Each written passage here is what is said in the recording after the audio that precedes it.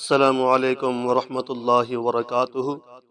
آج بہت ہی پیاری تحریر ہے اور چھوٹی سی گزارش بھی ہے، چینل کو سبسکرائب کر لیں، شکریہ۔ ایک بادشاہ نے اعلان کیا کہ جو شخص جھوٹ بولتے ہوئے پکڑا گیا اس کو 5 دینار جرمانہ ہوگا۔ لوگ ایک دوسرے کے سامنے بھی ڈرنے لگے کہ اگر جھوٹ بولتے ہوئے پکڑے گئے تو جرمانہ نہ ہو جائے۔ ادھر بادشاہ اور وزیر بھیس بدل کر شہر میں گھومنے لگے۔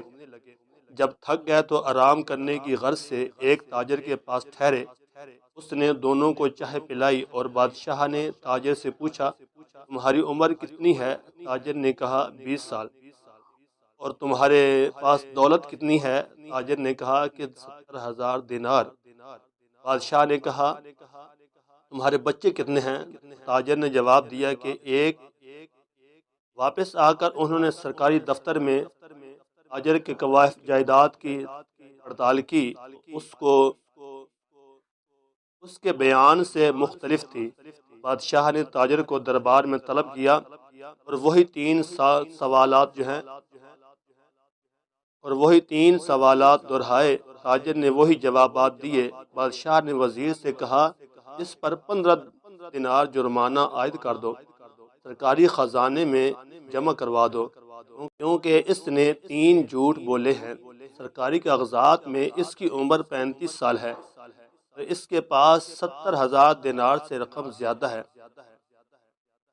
اور اس کے پاس 5 لڑکے ہیں۔ اور تاجر نے کہا کہ زندگی کے 20 سال ہی نیکی اور ایمانداری سے گزارے ہیں اور اسی کو میں اپنی عمر سمجھتا ہوں، اور زندگی میں 70,000 دینار میں نے ایک مسجد کی تعمیر میں خرچ کی ہیں، اسی کو اپنی دولت سمجھتا ہوں۔ اور 4 بچے ہیں، نالائق اور ایک بد اخلاق، ایک بچہ اچھا ہے، اسی کو میں اپنا بچہ سمجھتا ہوں۔ یہ سن کر بادشاہ نے جرمانے کا حکم واپس لے لیا اور تاجر سے کہا کہ ہم تمہارے جواب سے خوش ہوئے ہیں۔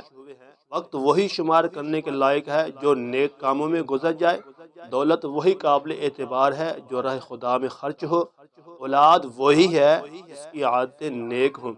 اور اس پیغام کو دوسروں تک لازمی پہنچائیں تاکہ اللہ کسی کی زندگی میں آپ کے ذریعے بدل دے۔